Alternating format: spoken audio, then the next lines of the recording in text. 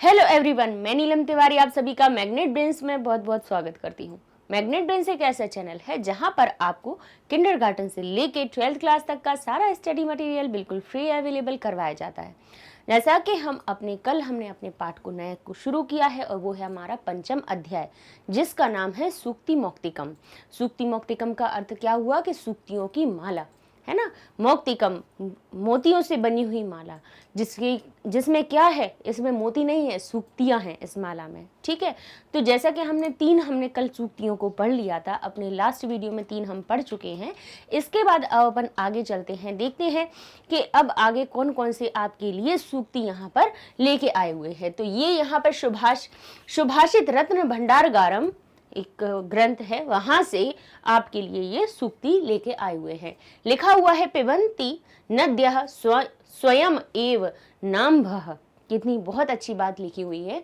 स्वयं न खादन्ति फलानि वृक्षा, नादन्ति सस्यम खलु वरिवाह, परोपकाराय सताम विभूतयः। अब देखिए कितनी अच्छी बात कही है कि पिबन्ति यानी पीते हैं या पीती हैं, नद्यः यानी नदियां। नदिया का अर्थ क्या हो गया, नदियां। नदी शब्द का बहुवचन का रूप है, यानी नदियां पिबन्ति यानी पीती हैं। स्वयं एव यानी स्वयं ही, न अम्भः, अम्भः का अर्थ होता है जल, अम्भः का अर्थ क्या होता है, जल। तो कहते हैं स्वयं ही। देखिए यहां से अपन पहले क्या अर्थ भी देखते जाएंगे। कहते हैं नद्या, किसका क्या है इसका अर्थ, नदियां। खादंती का अर्थ है खाते हैं। अम्भः का अर्थ हुआ पानी। वारिवाह का क्या हुआ, वारिवाह, वारी का अर्थ हुआ पानी को, वाह यानी ले जाने वाले। कौन होते हैं, बादल। वृक्षा कौन होते हैं, पेड़, और वो भी कैसे, बहुवचन में। खलु यानी निश्चय ही, निश्चय ही। पिबंती यानी पीती हैं। सस्य यानी अनाज। अदंती यानी खाते हैं।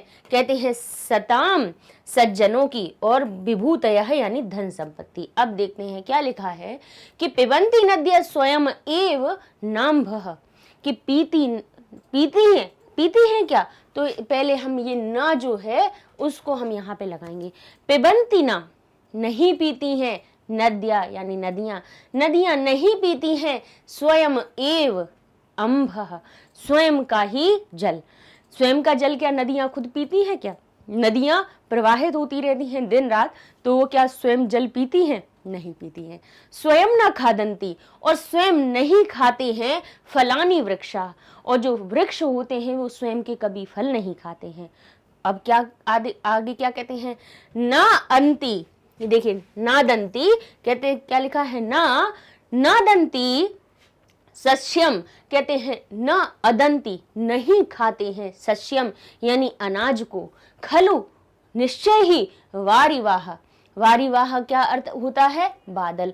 और बादल कभी अनाज को नहीं खाते हैं। आपने देखा होगा कि जो बादल होते हैं पानी बरसाते हैं, बारिश होती है, और उसी से अनाज और क्या होते हैं, अनाज की फसलें पैदा होती हैं।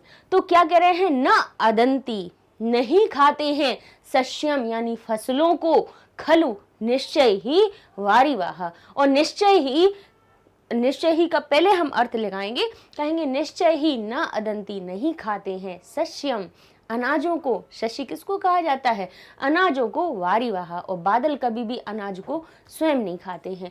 परोपकाराय, परोपकार के लिए। अब परोपकाराय शब्द में चतुर्थी विभक्ति आय शब्द लगा है, जैसे राम बन जाता है रामाय, बालक बन जाता है बालकाय। तो चतुर्थी विभक्ति के रूप में इसका अर्थ क्या निकल रहा है, परोपकार के लिए। जैसे बालक के लिए शब्द लग जाता है, के लिए का अर्थ हम उसमें लगाते हैं। परोपकाराय, परोपकार के लिए। सताम यानी सज्जनों की। विभूतयः, विभूति होती है, विभूति किसको कहा जाता है, संपत्ति को। कि सज्जनों की संपत्ति तो परोपकार के लिए होती है। तो नदी, वृक्ष और बादल ये क्या हुए, सज्जन हुए। तो क्या कह रहे हैं, पिबन्ति नद्यः, नहीं पीती हैं। कहते हैं ना का हम पहले अर्थ निकालेंगे, न नद्या पिबन्ति स्वयं एव अम्भः। अगर हम इसका ऐसे अर्थ निकालें तो देखिए तुरंत से हमारा क्या आ जाएगा सही अर्थ। नद्या कहेंगे न पिबन्ति स्वयं एव और क्या नहीं पीती हैं, कह दीजिए, कह रहे हैं पिबंती अम्भः, कहते हैं नदियां नहीं पीती हैं स्वयं का ही अम्भ, स्वयं का जल कभी नहीं पीती हैं। और खादंती ना स्वयं फलानी वृक्षा, वृक्षा स्वयं न खादंती फलानी, और वृक्ष स्वयं कभी फल नहीं खाते हैं। ना फलानी खादंती, कभी फल, अपने वृक्ष जो होते हैं वो कभी अपने फल खाते हैं, नहीं खाते हैं।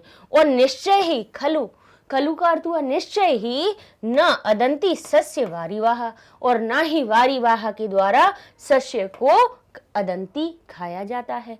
क्यों? क्योंकि सताम, क्योंकि जो सज्जन होते हैं उनकी सताम, यहाँ पे अब कौन कौन सज्जन हो गए, वारिवाह, वृक्षा और नद्या, ये तीनों सज्जनों को दर्शा रहे हैं कि सज्जन पुरुष कैसे होते हैं। वो ऐसे होते हैं कि परोपकाराय विभूति, उनकी तो जो संपत्ति है, अर्थात नदियों की संपत्ति क्या है बताइए, नदियों की संपत्ति हुई हमारी जल, वृक्षों की संपत्ति क्या है, उनकी छाया, उनके फल, और कहें कि बादलों की संपत्ति क्या है, उनका पानी, जिससे कि वो क्या पैदा करते हैं हमारे लिए, अनाज उगती है जिससे।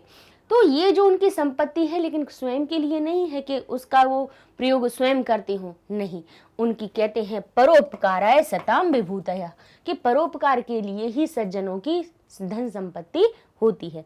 अर्थात जो कैसे होते हैं, परोपकार वाले लोग होते हैं, जो परोपकार करने वाले जो सज्जन होते हैं, वो क्या करते हैं, कभी भी दूसरों के लिए, दूसरों का हित चाहने वाले होते हैं। सज्जन पुरुषों की यहाँ पे महिमा बताई गई है कि जो एक सज्जन इंसान होता है वो व्यक्ति कैसा होता है, वो उसके पास ज्ञान होगा तो वो ज्ञान का ऐसा नहीं है कि ज्ञान को छुपा के रख लिया, वो उस सभी को बांटेगा।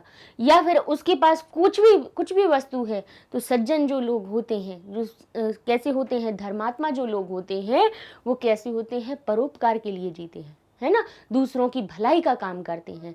तो यहाँ पे यही दिखाया गया है कि अगर नदियाँ पानी देना बंद कर दें, वृक्ष फल देना बंद कर दें, या वृक्षों से हमें फल फूल सब्जियाँ मिलना बंद हो जाएं, अनाज मिलना बंद हो जाए, बादल अपना पानी बरसाना बंद कर दें तो अनाज ना मिले, तो फिर बताइए कि इन सब के बिना फिर क्या हमारा जीवन संभव है, या फिर हमारी पृथ्वी के प्राणियों का कोई जीवन संभव है?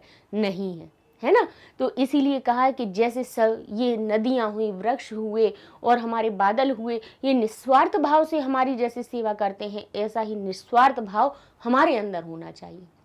ठीक है, ये हमारी इस सूक्ति के द्वारा आपको बताया जा रहा है कि पिबंती नद्या स्वयं एव न अम्भ, यानी कभी भी जो नदियां हैं अपना स्वयं का अम्भ यानी जल नहीं पीती हैं। स्वयं न खादंती फलानी वृक्षा, और स्वयं ना ही फल वृक्ष जो हैं वो अपने फलों को खाते हैं। नांदी सर कहते ना दंती, ना अदंती, नहीं खाते हैं सस्यम फसलों को, खलु वारिवाह, यानी वारिवाह क्यों कहा गया बादल को, क्योंकि वारी यानी पानी और वाह यानी वाहक, ले जाने वाले, पानी को एक जगह से दूसरी जगह ले जाने वाले कौन होते हैं, बादल होते हैं। ना अदंती सस्यम खलु वारिवाह परोपकाराय सताम विभूतयः, यानी परोपकार ही सताम यानी सज्जनों की, संतों की क्या होती है, विभूति होती है, धन संपत्ति होती है। उनकी संपत्ति तो किसके लिए होती है, केवल परोपकार के लिए होती है। ठीक है, ये हमारा क्या हुआ, इस जो हमारी सूक्ति है इसका अनुवाद हो गया। ठीक है, ये ही यहाँ पर अपना अर्थ भी लिखा हुआ है कि नदियाँ अपना पानी स्वयं नहीं पीती हैं, पेड़ अपने फल स्वयं नहीं खाते हैं, निश्चित ही बादल भी अनाज फसलों को नहीं खाते। इसी प्रकार सज्जन और श्रेष्ठ लोगों की धन संपत्तियां दूसरों के लिए होती है।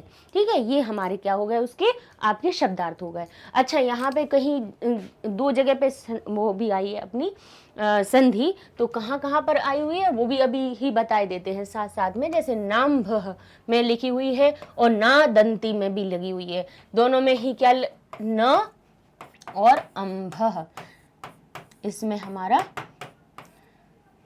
क्या लगा हुआ है, यहाँ पर आप देखेंगे तो यहाँ पर हमारी दीर्घ संधि हुई है, न हमारा अव्यय है और उसका मेल किससे हुआ, अम्भ यानी पानी से हुआ। तो न का अ और आ जुड़ के बन गया हमारा ना, और इस फिर क्योंकि ये इसी में आके जुड़ गया तो बड़ा आ बन गया, और फिर अंदर हम फिर बाद में बाकी के जो शब्द हैं वो उसमें हम जोड़ देंगे, दीर्घ स्वर संधि का नियम लग जाएगा, नाम भ बन जाएगा। ठीक है, और यहाँ पे भी देखें तो क्या हुआ, यहाँ पे नादंती, नादंती में भी यहाँ लगा हुआ है न और अदंती, यहाँ पे भी न में छुपा हुआ अ इस अ से मिलता है तब ये ना बन जाएगा, क्योंकि हमने आपको कई बार बताया है कि कोई भी व्यंजन आपको पूरा दिखे तब समझ लीजिएगा कि वो जो व्यंजन है हमारा वो किससे मिलकर बना हुआ है, आधा। हमेशा व्यंजन आधा ही होता है बिना स्वर के, जब स्वर लगता है तभी वो पूरा होता है, और कोई मात्रा नहीं दिख रही है अर्थात यहाँ पे छोटा अ इसमें छुपा हुआ है। ठीक है, ह्रस्व अ हमारा इसके अंदर समाहित है। तो ये जो न है, मान ली इसको बिल्कुल समझ लीजिएगा, ये पूरा है तो ये किससे मिलकर बना है हमारा, न और अ से। तो इसमें मिलने वाला ये जो अ है वो क्या बनाएगा, बड़ा आ बनाएगा, और वो बड़े आ की मात्रा कहाँ लग जाएगी, हमारी ना में, तो हो जाएगा ना, और बचा हुआ क्या था यहाँ से, दंती, तो यहाँ हम लगा देंगे दंती, तो बन गया नादंती। इसका अर्थ हुआ न अदंती, नहीं खाते हैं, न अंभ नहीं जल को। ठीक है, इस प्रकार से ये हमारी दो जगह संधियां भी आई, उसको भी हमने साथ में बता दिया कि भाई कहीं पे हमें क्या हो, कोई भी समस्या नहीं रही। यहाँ पे भी है स्वयं एव में भी, ये स्वयं और एव, एव नहीं है, एव है, स्वयं एव यानी स्वयं ही। ठीक है, स्वयं शब्द में ये मां हलंत था, एक ही मात्रा लगी तो स्वर के लग जाने से ये हो गया पूरा, और ये वा आके यहाँ लग गया तो ये हो गया स्वयमेव। ठीक है, जैसे सत्यमेव होता है ना, सत्यम एव सत्य ही, ऐसे स्वयमेव बन गया स्वयं ही। ठीक है, स्वयं ही कभी अपने जल को नहीं पीती, ऐसा इसका अर्थ आ गया। ठीक है, आगे चलते हैं, इसमें अव्यय कौन सी आया, एक न आया, देखिए नादंती में भी न छुपा हुआ था, नाम भ में भी हमारा न छुपा हुआ था। ठीक है, तो न का अर्थ क्या, नदंती नद्यः जलम न पिबंती, नदियां जल नहीं पीती हैं। खलु यानी निश्चय ही, खलु वारिवाह सस्यम ना कादंती, यानी निश्चय ही जो वारिवाह होते हैं, बादल होते हैं, सस्यम यानी फसलों को ना खादंती नहीं खाते। स्वयं, स्वयं भी शब्द हमारा क्या है, अव्यय है, यानी स्व कार्य स्वयं कुरु, अपना कार्य स्वयं करना चाहिए। ठीक है, तो स्वयं शब्द भी हमारा एक अव्यय हो जाता है। आगे देखते हैं पर्याय। ठीक है, वारिवाह, वारिवाह किसको कहा जाता है, बादल को कहा जाता है। किसको कहते हैं, मेघ को कहते हैं, घन को भी कहते हैं। यानी जो हमारा वारिवाह शब्द है इसके पर्याय हमारे क्या क्या हो जाएंगे, जैसे मेघ हो गया, मेघा। अब मेघा क्यों कहा, क्योंकि वारिवाह यहाँ पे बहुवचन शब्द लगा हुआ है, अर्थात जो मेघ शब्द लगाएंगे उसको भी हम कहेंगे मेघाह, घनाह, ठीक है, बदलाह। ठीक है, वो भी हमारा क्या, सब बहुवचन में बन जाएंगे। इसी प्रकार से अंभ, अंभ किसको कहा है, जल को। किसको कहा है, अंभ यानी जल को, तो उसकी हमारे क्या पर्याय बन जाएंगे, जलम, वारी। अच्छा, प्रश्न कैसे पूछे जाते हैं, पूछ लिया जाता है कि जलम इतस्य पर्याय शब्द एतानि श्लोकानि कुत्र प्रयोगः, बताइए कहाँ पर प्रयोग हुआ है, तब आप कहेंगे कि अंभ शब्द है ना, अंभ वहां पर प्रयोग हुआ है। इस प्रकार से पूछ लिए जाएंगे कि बताइए कि जल या वारी का समानार्थक शब्द इस सूक्ति में कहाँ आया है। ऐसे पूछ सकते हैं कि खादंती, खादंती शब्द यानी खाते हैं, इसका भी पर्याय कौन सा है, यानी अदंती और खादंती एक ही बात होती है। ठीक है, अद धातु भी होती है और खाद धातु भी होती है। ठीक है, तो ये अदंती खादंती शब्द का अदंती पर्याय है। यहाँ पे क्या, समृद्ध है, विभूति का अर्थ क्या होता है, धन संपत्ति, तो उन्होंने कहा है विभूतयः, विभूतयः का हमारा पर्याय क्या हो जाएगा, समृद्धयः, समृद्धि, धन संपदा। ऐसे ही विभूतिया का अर्थ क्या हो गया हमारा, धन संपदा। वृक्षाह, वृक्षाह यानी तरुह, तरवह, महीरूहा और हमारे वृक्षाह, ये सब हमारे बहुवचन में आए थे। तो तरु शब्द का देखिए, वृक्ष के तरु, तरु कहते हैं, तरुअर कहते हैं, महीरूहा कहते हैं, ये किसके, पेड़ के पर्यायवाची होते हैं। ठीक है, तो इन्हें हमें क्यों पढ़ते जाना है साथ साथ में, क्योंकि इन्हीं को प्रश्न बना के आपसे एमसीक्यूज में पूछ लिए जाते हैं। जो एमसीक्यूज का आपका टर्म 1 आएगा, आप देख रहे हैं कि हम हर आपका जो पाठ है उस हर पाठ में जो भी पैराग्राफ या जो भी हम श्लोक या पद्यांश पढ़ाते हैं उसमें आने वाले छोटे छोटे से शब्दों को भी हम बताते हैं कि यहाँ पे अव्यय कौन सा आया है, संधि कहाँ हुई है, आपका पर्याय या विपर्याय कौन सा है, समानार्थक क्या है। बड़े बड़े गद्यांशों में हमने आपको पद परिचय भी बताया कि किस पद में कौन सी विभक्ति लगी है, उसमें काल कौन सा है, वचन कौन सा है, पुरुष कौन सा है, ये भी हमने आपको बताते जा रहे हैं। इसलिए जो हम ग्रामर आपको बता रहे हैं तो उसको ध्यान से पढ़िएगा। अनुवाद तो अब कहीं भी लिखा हुआ मिल जाता है, कोई बड़ी बात नहीं है अनुवाद के लिए, लेकिन अनुवाद के साथ में हमें इन चीज़ों पर बिल्कुल ध्यान देना है, ठीक है। अब आगे चलते हैं, आता है गुणेश्व, कहते हैं गुणे गुणेह श्वेव, कहते हैं ही कर्तव्य, कहते हैं गुणश्वेव ही कर्तव्य प्रयत्न पुरुषै सदा, कहते हैं गुणों के लिए ही निश्चय ही कर्तव्य करते रहना चाहिए। कैसा? प्रयत्न कर्तव्य, यानी प्रयत्न करते रहना चाहिए पुरुषै सदा, पुरुषों को हमेशा। सदा का अर्थ क्या हुआ? हमेशा। अब इसका अर्थ हम कैसे लगाएंगे? सदा पुरुषै, सदा पुरुषों के द्वारा प्रयत्नम कर्तव्य, प्रयत्न करना चाहिए। अब निश्चय का अर्थ पहले हम लगाएंगे, निश्चय ही, निश्चय ही, एव का अर्थ यहां से आएंगे, ठीक है। तो क्या आएगा? सदा पुरुषै प्रयत्न, सदा पुरुषों के द्वारा। हमने के द्वारा क्यों बोला? क्योंकि यहाँ पे देखिए जैसे राम बनता है रामैः, तृतीया विभक्ति बहुवचन, ऐसे ही यहाँ क्या लिखा हुआ है? पुरुषैः, यानी निश्चय ही, पहले यहां से ही ले लीजिए, ठीक है। इसका अर्थ पहले कर लेना चाहिए, है ना। ही, कहते हैं निश्चय ही सदा पुरुषों के द्वारा प्रयत्न कर्तव्य, प्रयत्न करते रहना चाहिए। किसके लिए? निश्चय ही, निश्चय यहां से बना, ही शब्द यहां आया, कहां, किसके लिए? गुणेषु, गुणों के लिए, गुण शब्द गुणेषु, गुणों के लिए। गुणों के लिए क्या करना चाहिए? हमेशा कर्तव्य करते रहना चाहिए।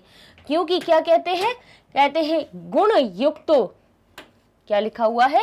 कहते हैं गुण युक्तो, यानी गुण से जो युक्त होता है, दरिद्रो अपि, दरिद्र होने पर भी न, कहते हैं न ऐश्वर्य गुणै समः, नहीं होता है। कैसा है? ऐश्वर्य गुणै समः, यानी जिसके पास ऐश्वर्य हो लेकिन वो अगुणई हो, यानी जिसके पास गुण ना हो उसके समान कभी नहीं होता है। यानी कहते हैं कि गुण युक्त जो दरिद्र भी हो, अगर जिस इंसान के पास गुण हो लेकिन अगर वो गरीब भी हो, तो इसमें देखिए नैश्वर जो बना हुआ है, हम इसको आपको थोड़ा सा तोड़ के बता देते हैं तो आपको हर एक शब्द का अर्थ सही समझ में आ जाएगा। देखिए यहां से आएगा न, ठीक है, फिर बन जाएगा हमारा ऐश्वर्य, ठीक है। ऐश्वर्य हो गया ये हमारा, या हमारा हो गया क्या? ऐश्वर्य, और यहां से अ निकल जाएगा और ये बन जाएगा अगुणई, ठीक है। न ऐश्वर्य क्या हो जाएगा? अगुणई। तो क्या कह रहे हैं? कहते हैं कि नहीं होता है, ऐश्वर्य युक्त अगुणी लोग भी हों। अगर कोई इंसान है जिसके पास गुण नहीं है, उसके पास धन संपदा अधिक हो, कहते हैं ना ऐश्वर्य, भले ही उसके पास ऐश्वर्य कितना हो लेकिन वो हो कैसा? अगुणई, यानी जिसके पास गुणहीन हो, जिसके पास गुण ही नहीं है तो वो कैसा होता है? समः, समान नहीं हो सकता है दरिद्र के। भले ही एक गरीब इंसान है फिर भी उसके समान नहीं हो सकता है। तो श्रेष्ठ कौन होता है? हमेशा गुणयुक्त व्यक्ति होता है, ठीक है। ये यहाँ पर इसका अर्थ बताया है। क्या कहा गया है? गुणेषु एव, यानी गुणों के लिए ही, निश्चय ही कर्तव्य प्रयत्न पुरुषै सदा, पुरुषों के द्वारा सदा प्रयत्न करते रहना चाहिए। क्योंकि गुण युक्त तो, यानी जो गुण से युक्त होता है, दरिद्रो अपि, दरिद्र भी किससे समः, किसके समान नहीं हो सकता है? न ऐश्वर्य अगुणई, बिना गुण वाले ऐश्वर्य वाले व्यक्ति के समान कभी नहीं हो सकता है। वो उससे हमेशा कैसा रहेगा? श्रेष्ठ रहता है, हमेशा उसकी क्या होता है, एक आप खुद ही देख लीजिए, अगर प्रत्यक्ष भी आप उदाहरण देखें तो भले ही किसी के पास धन संपदा बहुत अधिक हो, लेकिन वो क्रूर हो, क्रोधी हो, लालची हो, दूसरों को परेशान करने वाला हो, ऐसा गुणहीन अगर व्यक्ति है और एक निर्धन व्यक्ति भी है, तो वो जो गुणहीन व्यक्ति है, भले उसके पास धन संपदा अथाह है कितनी भी हो, लेकिन वो कभी भी सम्माननीय नहीं होता है। श्रेष्ठ हमेशा वही माना जाता है जो गुणों से युक्त होता है। इसीलिए कहा जाता है कि सदा पुरुषै प्रयत्न कर्तव्य ही गुणैषु एव, गुणों के लिए निश्चय ही प्रयत्न करना चाहिए। ठीक है, आगे देखते हैं शब्दार्थ। गुणेषु का अर्थ गुणों में, प्रयत्न है यानी कोशिश, पुरुषै पुरुषों के द्वारा, कर्तव्य करना चाहिए, ही यानी निश्चय ही, सदा यानी हमेशा, युक्त नहीं होगा यहाँ पे, छोटे ऊ की मात्रा होगी, युक्त यानी गुण से युक्त, दरिद्र यानी गरीब। ठीक है, अपि का अर्थ भी, ऐश्वर्य यानी ईश्वरय यानी ऐश्वर्यशाली, समह कहते हैं समान, न यानी नहीं, और गुणै यानी गुणों से। आगे देख लेते हैं यहाँ पर कौन कौन से हमारे अव्यय आए हुए हैं। एव आया, एक तो बताया था शुरुआत में ही कि उसमें गुणेषु एव लिखा हुआ है, तो उसे गुणेश्वेव बन गया उसका, है ना। तो एव जो शब्द, अच्छा इसके पहले अपन आगे बढ़े, इसमें छुपी हुई संधियों को अपन समझ लेते हैं। तो ये गुणेश्वेव लिखा हुआ है, ये किससे मिलकर बना है अपना, गुणेशु और एव। अब यहाँ पे छुपा हुआ जो ये ऊ है, ऊ के बाद असमान स्वर आ गया, अर्थात कौन सी संधि यहाँ पे लग जाएगी, यहाँ पे हो जाएगी यण संधि, और ऊ बन जाएगा हमारा व। पहले तो आधा वा ही बनेगा, लेकिन उसके बाद जब जो स्वर होता है वो उसमें से जुड़ जाता है, तो ये ए की मात्रा यहाँ जुड़ जाएगी और ये बन जाएगा हमारा गुणश्वेव। ठीक है, तो ये हमारी इसमें कौन सी हो गई, यण संधि हो गई। आगे चलते हैं और देख लेते हैं, ये लिखा है गुण युक्त, तो ये तो इसमें तो कोई परिवर्तन नहीं हुआ, दरिद्रो अपि, क्या लिखा हुआ है, दरिद्रोपि, तो यहाँ पर हमारी कौन सी संधि हुई है, ये अवग्रह का चिन्ह दिख जाए, अर्थात समझ जाइएगा कि यहाँ पर हमारी विसर्ग संधि हुई है। तो यह हम लिखेंगे दरिद्रः, ओ की मात्रा की जगह पे लगा देंगे हम विसर्ग, और ये अवग्रह का चिन्ह अपने मूल रूप में आ जाएगा, क्योंकि आपको बताया है कि अवग्रह का चिन्ह ओ की मात्रा के बाद कब आता है, जब ओ की मात्रा के बाद विसर्ग के बाद जब अ आ जाए, तो ये जो विसर्ग है वो बन जाता है ओ, और फिर जो अ है उसका हो जाता है लोप, और वो अपने चिन्ह को छोड़कर गायब हो जाता है। अर्थात ये विसर्ग बना ऊ की मात्रा, और अ जो था वो अपनी निशानी जरूर छोड़ देता है कि मैं यहाँ पे था, भले ही मेरा लोप हो रहा है। ठीक है, तो क्या होता है, अ बन जाता है इस अवग्रह के चिन्ह के रूप में, तो ये हो जाता है हमारा क्या, दरिद्रो अपि, इस प्रकार से बना। ठीक है, आगे देख लेते हैं। अब इसके बाद आते हैं अपने पर्याय पद। अगुणई, अगुणई शब्द क्या होता है, जो गुण से रहित होते हैं, है ना। अगुणई शब्द यानी गुणों के से विहीन, और यहाँ पे हो गया गुण रहितई। ठीक है, विहीनता की अर्थ में हमारी तृतीया विभक्ति आती है, अपन ने पढ़ा था, जरा देखिएगा आपने तृतीया विभक्ति के वीडियो उठा के, उसमें बताया है कि जहाँ पे गुणहीनता की, जहाँ किसी भी चीज से विहीन का अर्थ आता है, वहां पर भी हमारी तृतीया विभक्ति लगती है। तो यहाँ क्या लिखा है, अगुणई है यानी गुण रहितई, गुण से रहित, समह यानी समान, गुण युक्त यानी गुण संपन्न, और दरिद्र हमारा हो गया निर्धन। दरिद्र का पर्याय क्या हो जाएगा हमारा, निर्धन हो जाएगा। ठीक है, आगे विलोम पद देख लेते हैं कि अगुणही का अर्थ उल्टा क्या हो जाएगा, सगुणई। अगुण यानी जिसमें गुण ना हो, उसका हमारा उल्टा क्या हो जाएगा, सगुणई। दरिद्र, दरिद्र यानी गरीब, तो उसका उल्टा क्या हो जाएगा, धनिक। सदा, सदा यानी हमेशा, तो उसका उल्टा क्या होगा, कदाचित, कभी कभी। गुण युक्त यानी गुणों से युक्त, तो उल्टा हो जाएगा गुण विहीन, जिसमें विहीनता हो, है ही नहीं। गुणहीन कह लीजिए, गुण विहीन कह लीजिए, एक ही बात है। समह यानी समान, तो असमान हो गया असमह। सम का अर्थ हुआ समान, तो असमह यानी असमान। अब आगे देख लेते हैं, लिखा हुआ है हमारा 6वीं सूक्ति आती है, आरंभ गुरवी, गुरवी यानी लंबी, आरंभ गुर्वी क्षयणी क्रमेण, क्षयणी क्षय होती हुई क्रम से, क्रमेण। लघवी पुरा वृद्धिमती च पश्चात, कहते हैं आरंभ गुर्वी, अर्थात अब यहाँ पे हमारी छाया की बात होती है। पहले अपन पूरा पढ़ लेते हैं सूक्ति। दिनस्य पूर्वार्ध परार्ध भिन्ना छाया, छाया एव मैत्री खल सज्जना नाम। अब देखिए कितनी अच्छी बात बताई गई है। कहते हैं दिनस्य पूर्वार्ध, दिन के पूर्वार्ध में, और परार्ध कहते हैं और बाद में, भिन्न भिन्न जैसे छाया ही मैत्री। अब यहाँ पे है ना मित्रता की बात बताई गई है कि सज्जनों की और दुष्टों की मित्रता कैसी होती है। कहते हैं आरंभ गुर्वी, जैसे पहले तो बहुत लंबी होती है, बहुत गहरी होती है। अगर सुबह की आप छाया देखें, पहले अपन छाया से उदाहरण लेते हैं कि छाया को आप सुबह देखेंगे तो पहले तो वो बहुत लंबी होती है। आप सूर्य के सामने खड़े होइए तो आपकी छाया बहुत लंबी होगी, लेकिन धीरे धीरे जैसे जैसे सूर्य ऊपर आता है वैसे छाया हमारी छोटी होती जाती है, लेकिन लघवी छोटी हो जाती है। लघवी पुरा, और लघु होने के बाद पुरा यानी फिर से वृद्धिमती च पश्चात, और फिर से वृद्धिमती यानी फिर से बढ़ने लगती है, क्योंकि दिन अस्त होने वाला है होता है तो फिर से बढ़ने वाली होती है। तो दिनस्य पूर्वार्ध यानी दिन के पूर्व में, और परार्ध और बाद में भिन्न भिन्न होती है परछाइयों की गति, कि पहले बढ़ती है फिर घटती है और फिर घट के फिर बढ़ती है। तो छाया एव, छाया की तरह ही मैत्री खल सज्जना नाम, यानी मैत्री होती है खल और सज्जनाओं की मैत्री, यानी मित्रता छाया की भांति होती है। सज्जनों और दुष्टों की मित्रता कैसी होती है? छाया की भांति। अर्थात अब इससे ये समझेंगे कि जब दिन चढ़ता है, यानी दिन जब ऊपर हो रहा है, सूर्य ऊपर होता जा रहा है, तब छाया आपकी लंबी है। लेकिन जैसे जैसे जैसे जैसे वो ऊपर चढ़ता गया, यानी आपकी जब आप ऊंचे शिखर पे होंगे, तब दुष्ट लोग जो होते हैं, जो आपसे केवल स्वार्थ के लिए आपसे मित्रता करते हैं, उनकी मित्रता तब बहुत गहरी होती है। लेकिन जैसे जैसे अगर आप आगे बढ़ते गए और आप धीरे धीरे उनने जैसे आपके सिर्फ स्वार्थ के लिए आपसे मित्रता की है, तो वो क्या होगी कि जैसे जैसे आपका समय बीतता जाएगा उनकी मित्रता आपकी कम होती जाएगी।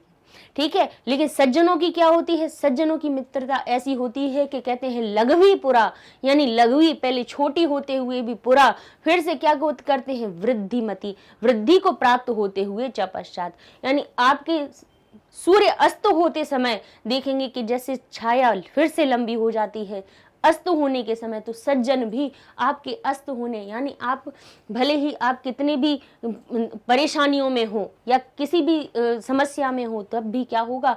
उनकी जब मित्रता है उस समस्या में उनकी गहरी होती जाती है, बढ़ती जाती है, कम नहीं होती है। तो यहाँ पे संगति और मित्रता की बात कही गई है कि आरंभ गुर्वी, पहले जो लंबी होती और क्षयणी, और क्षण क्षण करके क्रमेण, जैसे जैसे क्षण व्यतीत होता है तो कैसी होती जाती है? कम होती जाती है, क्षय होता जाता है, जिसका क्रम से सज्जन कैसे करते हैं? पहले अपना मतलब निकालने के लिए आपसे बहुत अच्छी मित्रता करेंगे, लेकिन कैसे? आरंभ गुर्वी, पहले तो बहुत अच्छी लंबी आपकी मित्रता होगी, गहरी मित्रता होगी, लेकिन क्षयणी, धीरे धीरे क्रमेण, क्रम से धीरे धीरे वो कम होने लगेगी। लेकिन कहते हैं लघवी पुरा, लघु से कहते हैं वृद्धिमती, वृद्धि को प्राप्त करती हुई च पश्चात, बाद में कैसी हो जाती है? पश्चात यानी बाद में फिर वो लघु से आपकी वृद्धि को बढ़ने लगती है। तो कैसी होती है कि दिन की, जैसे ही दिन की पूर्वार्ध और परार्ध की भिन्न छाया, छाया भिन्न होती है, ऐसे ही मैत्री खल सज्जना नाम, ऐसी ही मैत्री खलु और सज्जना नाम की अलग अलग होती है। खल यानी दुष्टों की और सज्जनों की मित्रता में यही अंतर होता है कि आपके उत्थान के समय पे जब आप ऊंचे हो रहे होंगे, जब आप अच्छे पद पर होंगे, तो जो कैसे दुष्ट लोग होते हैं, जो स्वार्थी लोग होते हैं, वो क्या करते हैं? सिर्फ अपने मतलब के लिए तब आपसे बहुत अच्छी मित्रता रखेंगे। लेकिन यदि आपका समय खराब है तो उस समय पे उनकी मित्रता कम हो जाती है। लेकिन जो आपके सज्जन मित्र होंगे, सच्चे मित्र होंगे, वो उस समय पे उनकी मित्रता आपसे बढ़ जाएगी। भले ही आप जब अच्छे पद पर हैं, या फिर कहें जब आपका क्या है उत्थान हो रहा हो, तब उस समय पे हो सकता हो वो थोड़ा सा आपसे उतना नहीं कहें, लेकिन आपकी विषम परिस्थितियों में जो आपके सच्चे मित्र होते हैं, सज्जनों की जो मित्रता होती है, वही बड़ी हो जाती है, वही सबसे ज्यादा काम में आती है। तो यहाँ पे मैत्री के बारे में बताया गया है, मित्रता के बारे में बताया गया है कि भाई सज्जनों और दुष्टों की मित्रता कैसी होती है। तो अब हम इसका देखिए अनुवाद हमने आपको बता ही दिया है, अब इसके शब्दार्थ अपन देख लेते हैं। एक बार क्या होता है कि शब्दार्थ देखने से हमें उन जो छोटे छोटे से शब्द उसमें आए हुए हैं उनका जब हमें अर्थ हो जाता है तो उससे जुड़े हुए अगर आपके समानार्थक आ जाएं, अगर विलोम शब्द आ जाएं तो आप उनको फिर कर सकते हैं कि भाई लघवी जो शब्द है उसका हमारा समानार्थक क्या है, या गुरुवी शब्द है उसका समानार्थक क्या होगा, या फिर उसका उल्टा क्या होगा। तो देख लेते हैं। आरंभ गुरवी यानी आरंभ में लंबी, यानी गुरवी जो शब्द है वो किसके लिए आया है, लंबाई के लिए। तो कहते हैं आरंभ गुरवी, आरंभ में लंबी। क्रमेण यानी धीरे धीरे, क्रम से धीरे धीरे।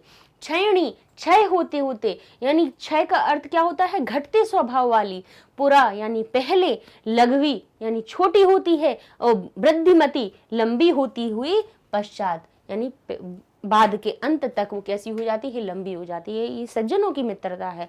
पहली वाली पंक्ति में हमारी दुर्जनों की, यानी जो हमारे कैसे होते हैं, स्वार्थी लोग होते हैं, उनकी मित्रता बताई गई है। दूसरी लाइन में कैसी, सज्जनों की मित्रता बताई गई है।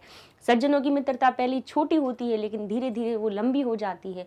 और जो जैसे स्वार्थी लोग होते हैं, दुष्ट लोग होते हैं, उनकी मित्रता कैसी होती है कि पहले तो बहुत लंबी चौड़ी होती है, धीरे धीरे कम होती है। अर्थात पहले तो वो बहुत प्रेम भाव दिखाते हैं, लेकिन जैसे जैसे आपसे उनका स्वार्थ निकलना बंद हो जाता है वैसे वैसे वो छोटी होती जाती है और आपसे दूर होते जाते हैं।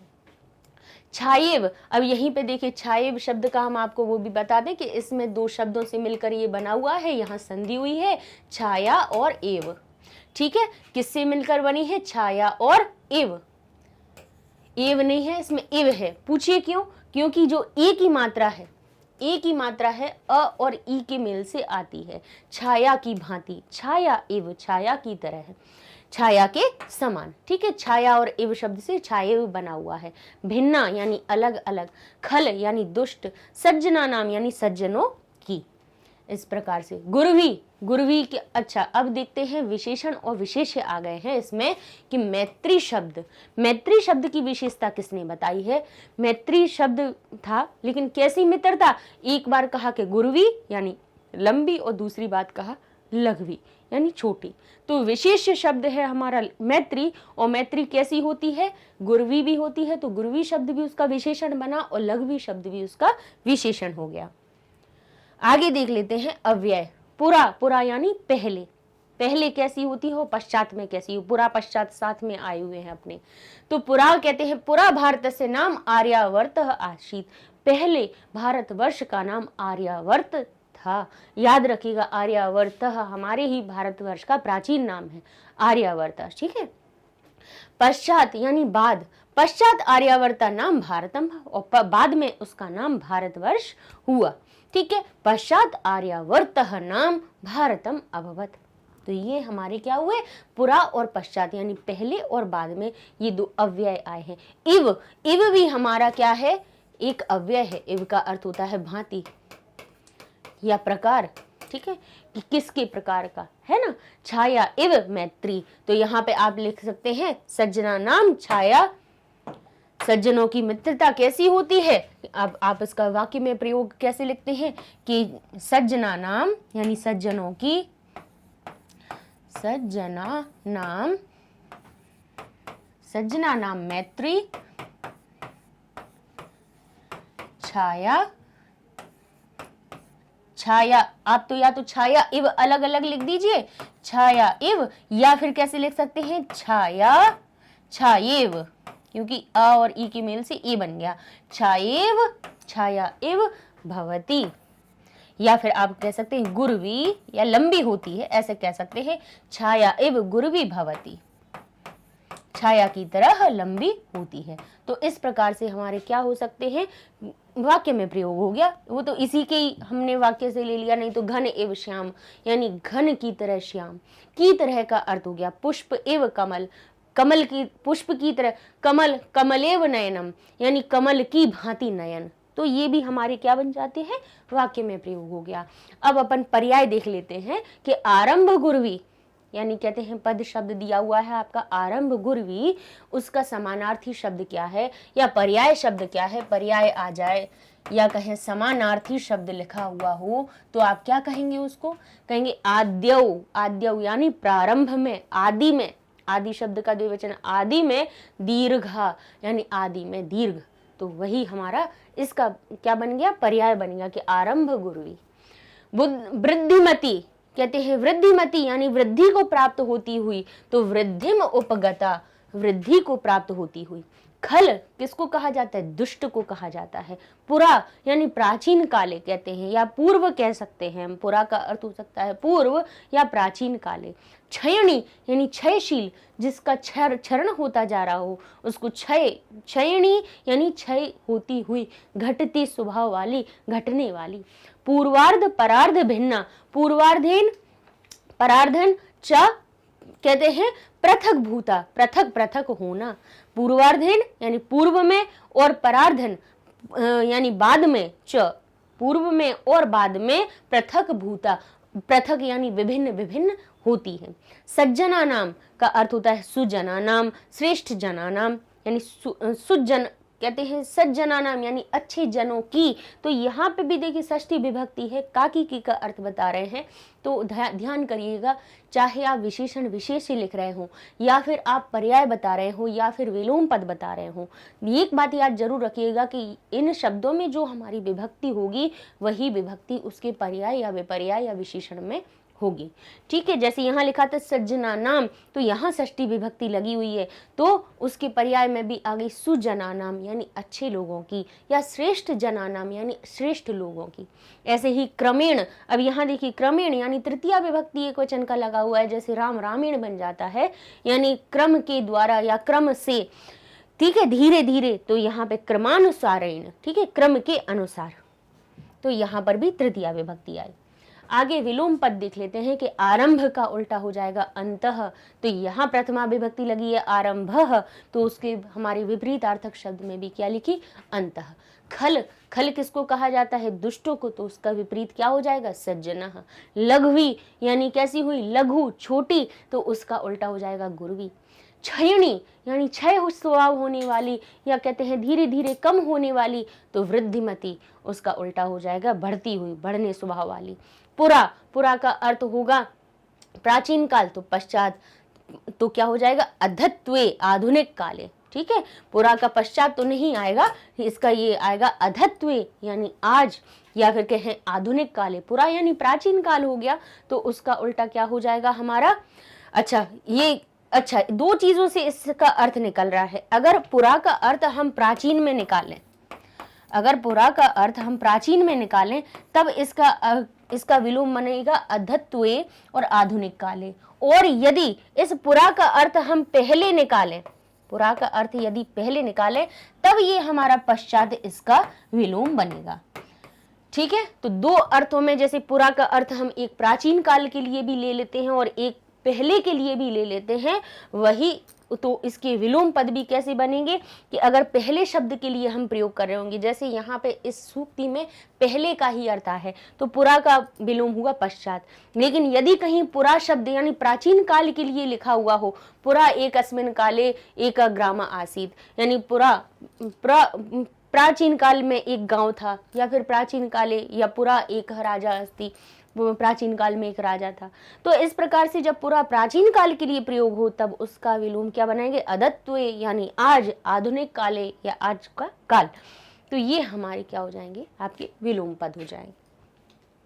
तो इस प्रकार से हमने आपको इस वीडियो में आपका चतुर्थ, पंचम और षष्ठ, ये आपको 6 आपकी सूक्तियां करवा दी। बाकी आपकी 2 सूक्तियां और बची हुई हैं, सप्तम और अष्ट, उसको अपन अपने अगले वाले वीडियो में पूरा करेंगे। ठीक है, उसके पहले अपन आगे बढ़े, हम आपको मैग्नेट ब्रेन्स वेबसाइट के बारे में भी बताना चाहते हैं कि अभी जो आप हमारी यूट्यूब पे सारे आप चैनल पे सर्च करते हैं वीडियोज़ को, उनको आप मैग्नेट ब्रेन्स वेबसाइट पर भी जाके सर्च कर सकते हैं। कैसे, गूगल टैब पे टाइप कीजिए magnetbrains.com, इंटर करेंगे, आपके सामने हो जाएगा पेज ओपन। जैसे ही आप इसको थोड़ा स्क्रॉल करते हैं, तो आपके सामने लिखा हुआ होगा एक्सप्लोर टॉप कोर्सेज, आप ढूंढ सकते हैं टॉप कोर्सेज को। तो यहाँ पे क्लासेस दिए हुए हैं अलग अलग, जिस क्लास पर जाना है आप उसी को कर दीजिए क्लिक। मान लीजिए हमें जाना है 9th क्लास की ग्रामर देखना है, क्योंकि ग्रामर अपनी पहले हो चुकी है, तो आप 9th को क्लिक करेंगे तो आपके सामने 9th क्लास के सब्जेक्ट सारे आ जाएंगे। फिर उसमें भी मान लीजिए आपको संस्कृत में जाना है, देखना है कि पहले अपने कौन से वीडियोस हो चुके हैं। ज़रूरी नहीं है संस्कृत, आप जिस सब्जेक्ट को, geography, economics, civics, history, physics, chemistry, maths, biology, English, Hindi, Sanskrit, सारे सब्जेक्ट हैं आपके पास, है ना। हर जैसे एसएसटी के भी आपके अलग अलग सब्जेक्ट्स को बिल्कुल डिफरेंट पार्ट में डिवाइड करके बनाया गया है।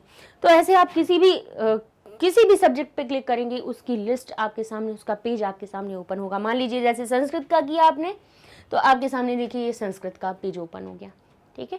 यहाँ पर देखेंगे आपके चैप्टर वाइज वीडियो की लिस्ट दी हुई है कि फर्स्ट चैप्टर के इतने वीडियोस हैं इसमें, सेकंड चैप्टर के इतने लेक्चर्स हैं इसमें, थर्ड चैप्टर के इतने लेक्चर्स हैं। हर एक चैप्टर के बिल्कुल छोटी छोटी अलग अलग प्लेलिस्ट दी हुई है कि इससे क्या आपको कोई भी चीज़ छूटेगी नहीं। आपको पता है कि पहला चैप्टर पढ़ रहे हैं, इसके इतने वीडियोस हैं, हमें क्रम से देख लेना है, तब हम दूसरे चैप्टर पे जाएंगे। प्लेलिस्ट में कई चीज़ें बीच बीच में छूट ही जाती हैं, और ढूंढने पे भी कई बार ऐसा होता है कि आगे पीछे हो जाती, नहीं मिल पाती, बच्चे बहुत परेशान हो रहे थे। अब परेशान नहीं होना है आपको, ठीक है। आप आराम से देख सकते हैं। मान लीजिए ऐसे संधि प्रकरण आपने खोला, उसमें आपने दीर्घ स्वर संधि को क्लिक किया, तो आपके सामने वही वीडियो ओपन हो जाएगा, ठीक है। यहीं से आप नेक्स्ट पे भी जा सकते हैं, नहीं तो क्रॉस कीजिए, दूसरी भी संधि पढ़ लीजिए, नहीं तो दूसरा टॉपिक पढ़ना है तो फिर से यहाँ पे आ जाइए, ठीक है।